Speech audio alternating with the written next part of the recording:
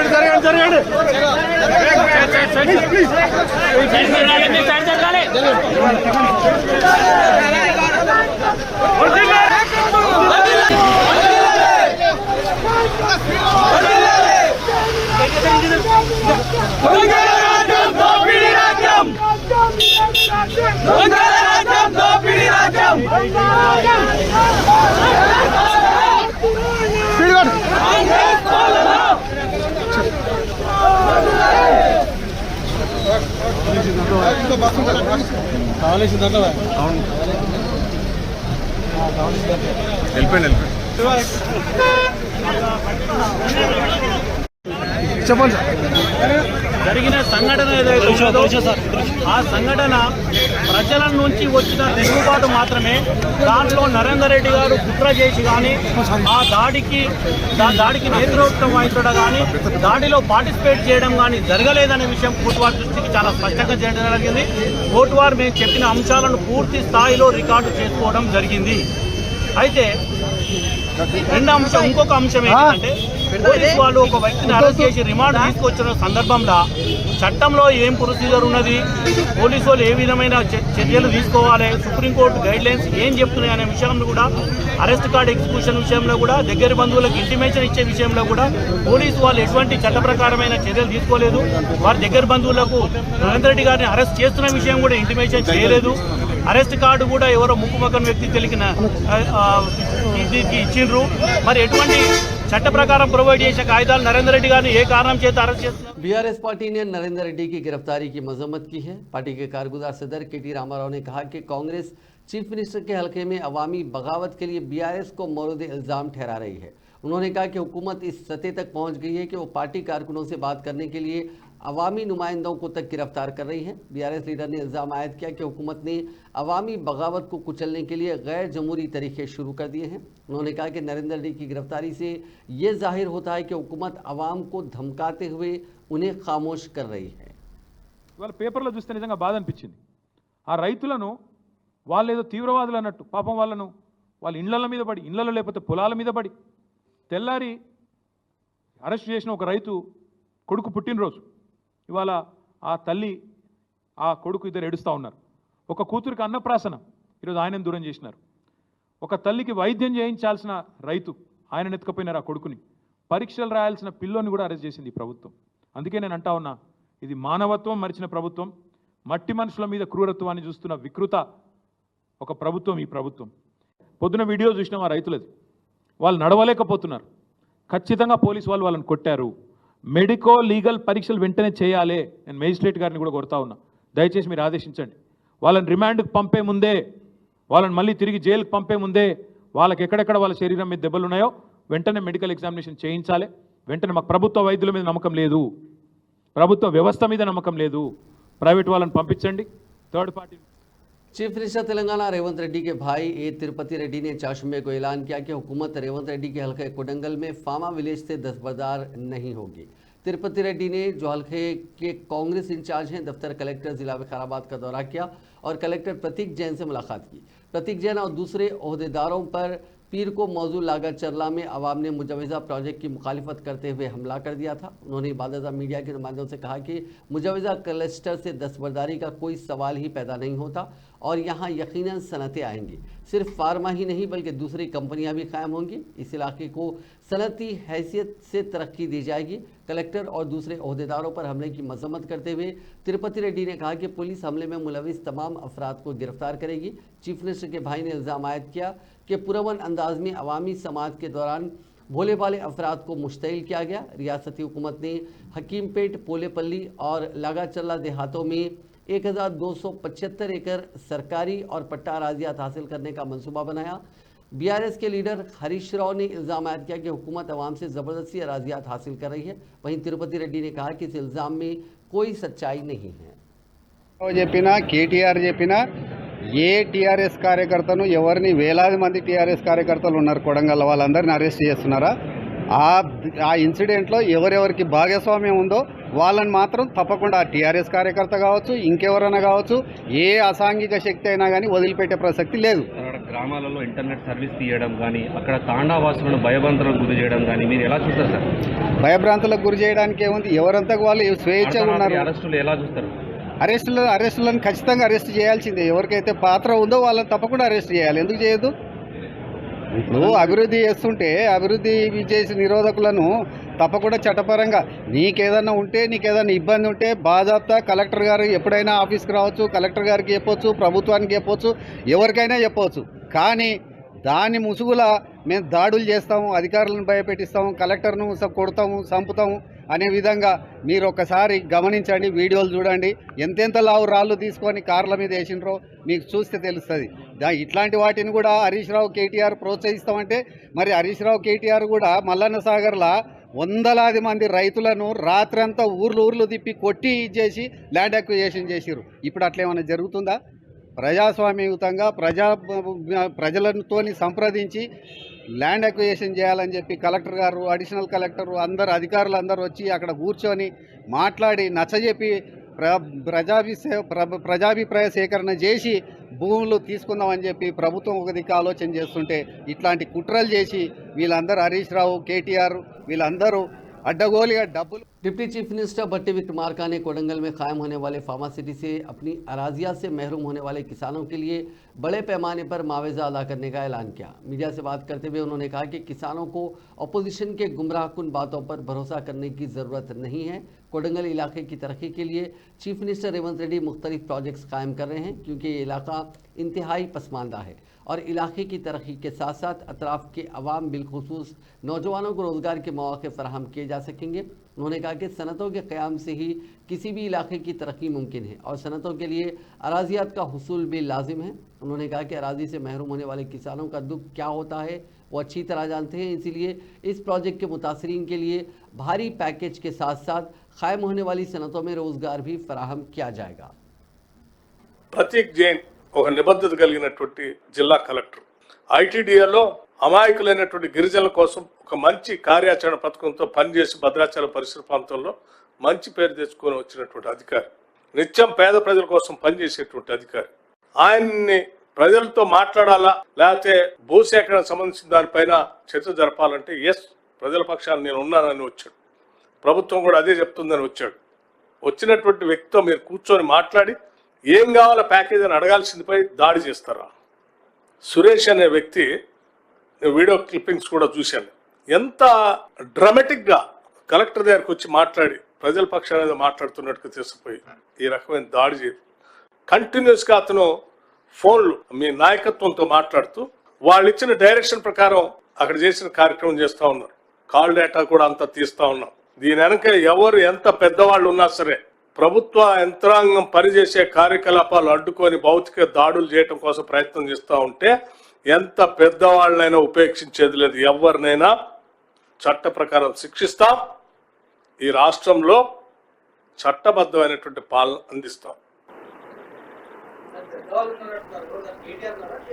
ఉండొచ్చు. वजीर सेहत दामोदराज नरसिम्हा ने कहा कि तेलंगाना की तारीख में इतना खतरनाक हमला कभी नहीं हुआ। उन्होंने विकाराबाद जिले के लागाचल्ला गांव में कलेक्टर और दीगर ओहदेदारों पर पेश आए हमले का अपने शदीद रद्दमल का इजहार किया। उन्होंने कहा कि हमला एक मुनज़्ज़म साजिश का हिस्सा था। ओहदेदारों पर हमले तेलंगाना की तहजीब नहीं है। उन्होंने हमले में जख्मी होने वाले कोडंगल एरिया डेवलपमेंट अथॉरिटी के चेयरमैन वेंकट रेड्डी की अयादत की, जो शहर के एलबी नगर के आरके इनक्लेव में मुकीम है। वजीर दामोदराज नरसिम्हा के हमरा वजीर इंडस्ट्री श्रीधर बाबू ने भी वेंकट रेड्डी की अयादत की और इस वाक़े की तफसीलात हासिल की। महबूबनगर के कांग्रेस रुकन असेंबली वाई श्रीनिवास रेड्डी ने केसीआर खानदान का खालिस्तानी और कश्मीरी दहशतगर्दों से तकाबुल किया। विकाराबाद जिला कलेक्टर पर पेश आए हमले के वाक़े पर अपने शदीद रद्दमल का इजहार करते हुए इस वाक़े के लिए उन्होंने बीआरएस के कारगुजार सदर केटी रामाराव को जिम्मेदार करार दिया। उन्होंने इल्ज़ाम लगाया कि विकाराबाद वाक़े के अहम मुलजिम केटी रामाराव हैं। उनकी ईमा पर ही मुश्तइल किसानों और बीआरएस के कारकुनों ने कलेक्टर और दीगर ओहदेदारों पर हमला किया था। उन्होंने कहा कि मुल्क को खालिस्तानी दहशतगर्दों से जितना खतरा है, तेलंगाना को आयन उसी तरह चंद्रशेखर राव के ख़ानदान से खतरा है। పాత్ర మీరు పోషిస్తున్నారో తెలంగాణకు నష్టం జరుగుతుంది. తెలంగాణ ప్రజలు నవ్వుకుంటున్నారు కల్వకుంట్ల కుటుంబాన్ని చూసి. కుటుంబ పెద్ద ఇంట్లో కూర్చున్నాడు, బయటికి రాడు, అసెంబ్లీకి రాడు, ప్రజా సమస్యల మీద మాట్లాడాడు, వరదలు వస్తే ప్రజలను పరామర్శించడు, ఎక్కడ కూడా ప్రెస్లో మాట్లాడాడు, ఎక్కడ ఉన్నాడో ఎవరికి తెలియదు. కానీ మీరు మాత్రం ఎక్కడ ప్రభుత్వం ఏ మంచి పని చేస్తున్నా కూడా దాన్ని అడ్డుపడడమే లక్ష్యంగా మీరు మీ రాజకీయాన్ని చేస్తూ ఉన్నారు. प्रजल गमन। रियासती वजीर पोंगलेटी श्रीनिवास रेड्डी ने कहा कि पेशरफ बीआरएस हुकूमत ने धरानी पोर्टल के जरिए कई सरकारी अराजियात पर कब्जे किए हैं। उन अराजियात को वापस हुकूमत की तहवील में लिया जाएगा और उसे गरीबों में तकसीम किया जाएगा। वज़ीर मौसूफ ने आज गांधी भवन में पार्टी कारकुनों और अवाम से दो मुलाकात के प्रोग्राम में शिरकत की। इस मौके पर पार्टी कारकुनों और अवाम की जानिब से दी गई याददाश्तों को कबूल किया। बाद अज़ा खिताब करते हुए उन्होंने कहा कि बीआरएस दौरे हुकूमत में धरानी पोर्टल की आड़ में सरकारी अराजियात पर बड़े पैमाने पर कब्जे किए गए। उन अराजियात की निशानदही करते हुए उन्हें वापस हासिल किया जाएगा। తప్ప సామాన్యుడి చిరకాల వాంఛన తీర్చలేకపోయింది ఆనాటి ప్రభుత్వం. ఇందిరమ్మ రాజ్యంలోని ఈ ప్రభుత్వం మొదటి విడతగా 4.5 నుంచి 5 లక్షల ఇళ్ళు ఇస్తామని, ప్రతి సంవత్సరం రాబోయే 4 సంవత్సరాలలో 20 లక్షల ఇళ్ళు తప్పకుండా పేదవాళ్ళకి, అర్హులైన వాళ్ళకి, పార్టీలకి, కులాలకి, మతాలకి అతీతంగా ఇస్తామని చెప్పాం. దాంట్లో భాగంగా మొదటి విడతగా ప్రతి నియోజకవర్గానికి 3500 చొప్పున ప్రతి కాన్స్టిట్యున్సీకి ఇస్తున్నాం. ఇది నిరంతరము జరిగే ప్రక్రియ. ఇందిరమ్మ ఇళ్ళు ఏదో 3500 ఇచ్చాం. वज़ीर जंगलात कुंडा सुरेखा के खिलाफ बीआरएस के कारगुजार सदर केटी रामाराव की जानिब से दायर करदा हतक इज़्ज़त के मुकदमे की समाअत को नामपल्ली की खुसूसी अदालत ने 20 नवंबर तक मुलतवी कर दिया। केटीआर की जानिब से दायर करदा दरख्वास्त पर आज अदालत में समाअत हुई। इस मौके पर इस केस में गवाह के तौर पर पेश किए गए साबिक़ वज़ीर सत्यवती राठौर और बीआरएस की खातून लीडर टी उमा ने अदालत में अपना बयान कलमबंद करवाया।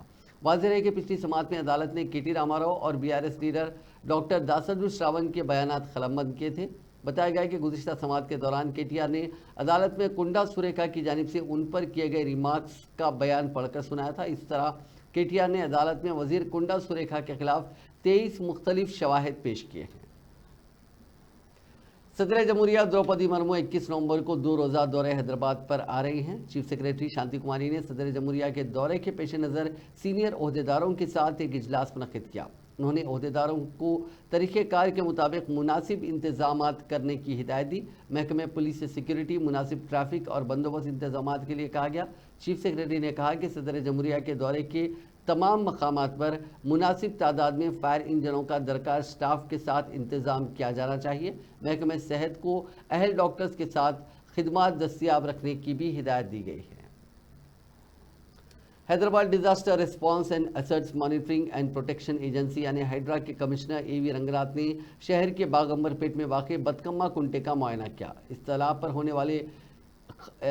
पर हुए कब्ज़ों से मुतालिक मकामी अवाम से तफसीलात हासिल की। इस मौके पर मकामी अफराद ने हाइड्रा के कमिश्नर से दरियाफ्त किया कि आया वो उनके मकानात को भी मुनहदिम कर देंगे, जिस पर रंगनाथ ने वाज़ेह किया कि मकानात या प्लॉट्स को नुकसान होने नहीं दिया जाएगा। उन्होंने कहा कि बतकम्मा कुंटा तालाब को 2 माह के अंदर असली हालत में लाने के इक़दाम किए जाएंगे। ఉన్నది కదా ఈ చెరువు దీన్ని మొత్తం మేము ఓపెన్ చేస్తాం. అంటే ఏది 5 ఎకరాలు ఉన్నది. దీంట్లో బస్తీ వాళ్ళు ఎవరికైతే ఇల్లు ఉన్నాయో వాళ్ళకి ఎవరికి ఏం ప్రాబ్లం ఉండదు. అర్థమైందా? వాళ్ళ ఎవరికి కూడా అంటే వాళ్ళది అక్కడ చెరువు పక్కన వచ్చినా కానీ కూడా వాళ్ళు భయపడాల్సిన అవసరం లేదు. ఎందుకంటే మీరు ఎప్పుడో ఇల్లు కట్టుకున్నారు, ప్రభుత్వం మీకు ఇచ్చినది. రేపు ఎవడన్నా వచ్చి మీకు చెప్పినా కానీ అంటే ఏది హైడ్రా వస్తుంది కూల్ చేస్తుంది ఈ బస్తీ వాళ్ళందరికీ అంటే మీరు ఎవరు నమ్మొద్దు. అర్థమైందా? సో ప్రభుత్వం చాలా స్పష్టంగా ఉన్నది. పేదవాళ్ళకి ఎక్కడ కూడా హైడ్రా అనే చిన్న సమస్య కూడా చేయదన్నమాట.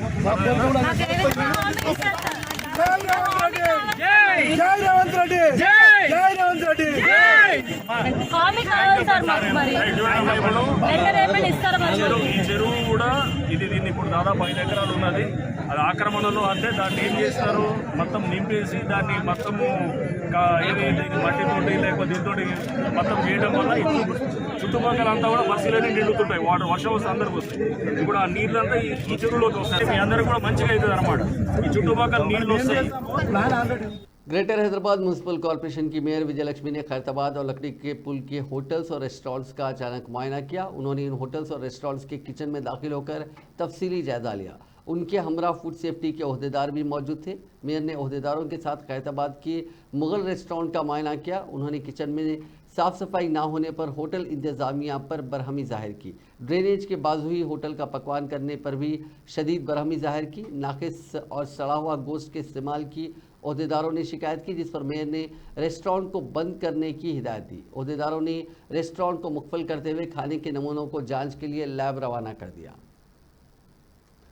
साउथ सेंट्रल रेलवे ने मंगल की शब जिले पेद्दापल्ली में एक मालगाड़ी के पटरियों से उतर जाने के बाद 39 ट्रेनें मनसूख कर दी और 61 ट्रेनों का रुख मोड़ दिया। हुकाम ने राघवापुरम और रामागुंडम में मालगाड़ी के 11 वैगनों के पटरियों से उतर जाने के वाक़े के बाद 7 मजीद ट्रेनों को जुज़वी तौर पर मनसूख किया और दूसरी 7 ट्रेनों के औकात पर नज़रसानी की गई।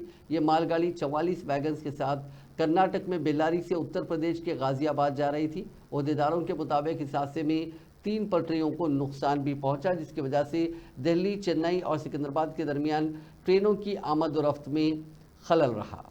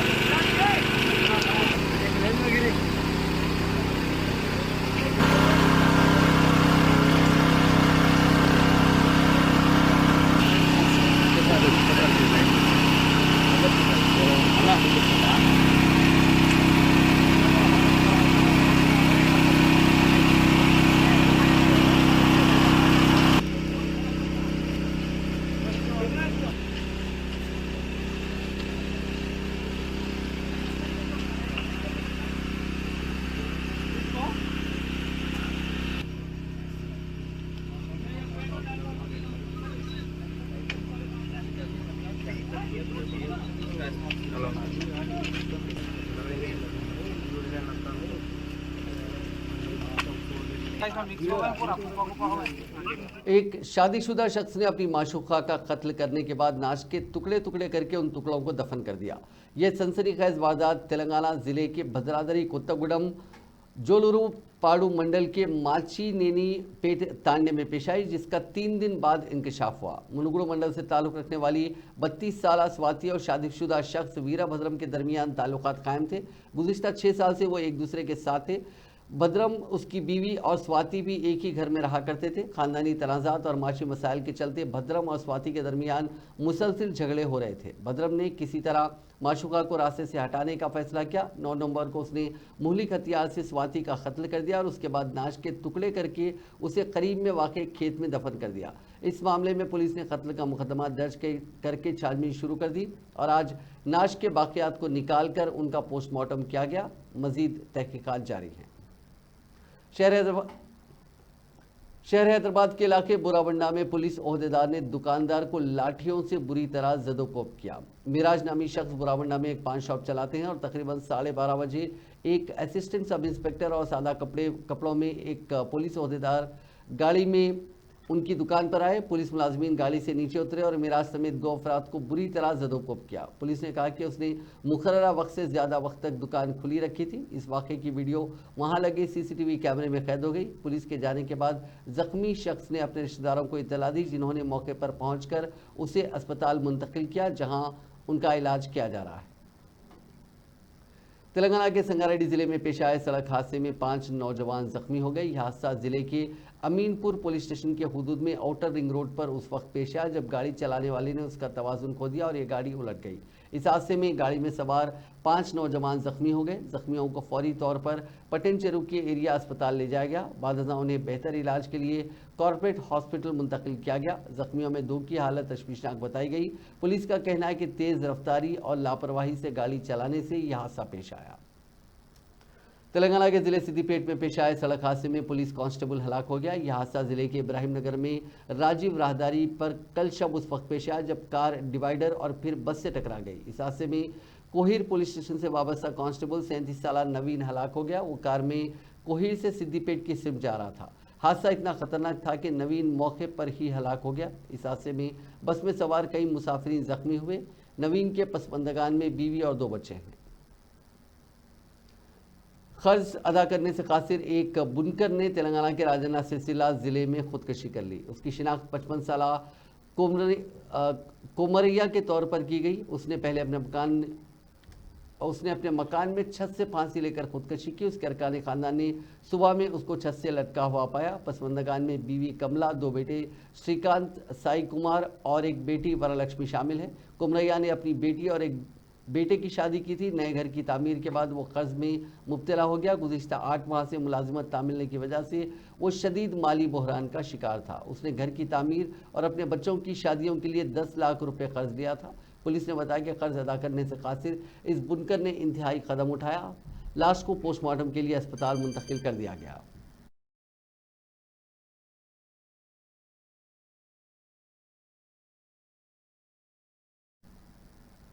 Directorate of revenue intelligence Hyderabad zone unit ने आंध्र प्रदेश के कदरी में एक जिंदा पेंगोलिन को कामयाबी से बचाकर जब्त कर लिया। गैर कानूनी तिजारत में मुलविस स्मगलरों के ग्रुप के जिंदा पेंगोलिन के खरीदारों की तलाश में होने की इतला पर DRI हैदराबाद जोन यूनिट के ओहदेदारों ने इस गैर कानूनी तिजारत को नाकाम बनाने के लिए तफसीली ऑपरेशन अंजाम दिया। खुद को खरीदार के तौर पर जाहिर करते हुए ओहदेदारों ने कदरी में स्मगलर्स से मिलने का बंदोबस्त किया। कई दौर की बातचीत के बाद स्मगलर जिंदा पेंगोलिन के साथ कदरी पुलीवेंदुला रोड पर एक तयशुदा मकाम पर पहुंचे। DRI के अफसरान जो वहां मौजूद थे उन्होंने स्मगलर्स को पकड़ा और जिंदा इंडियन पेंगोलिन को बचा लिया।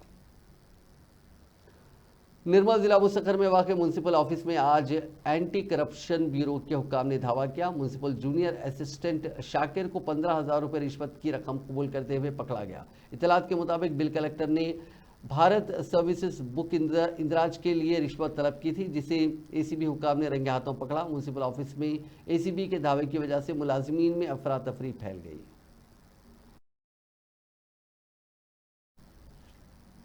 सैबराबाद पुलिस ने तेलंगाना में मुख्तलिफ केसेस में जब्त 2,380 किलोग्राम मंशियात तलब कर दिए, जिनकी मालियत 7,17,82,650 रुपये बताई गई। Director Telangana state anti narcotics bureau Sandeep Shandilya की क़यादत और कमिश्नर पुलिस सैबराबाद अविनाश मोहंती की निगरानी में सैबराबाद पुलिस ने मंशियात को तलब किया। जिला रंगारेड्डी के नंदीगामा मंडल में मौजूद एदुलापल्ली में वाक़ खानगी फैक्ट्री में ये मंशियात तलब की गई, जहां इस तरीक़ेकार की सहूलत मौजूद है। नाज़रीन, इस न्यूज़ बुलेटिन में बस इतना ही। आप देखते रहिए INN चैनल।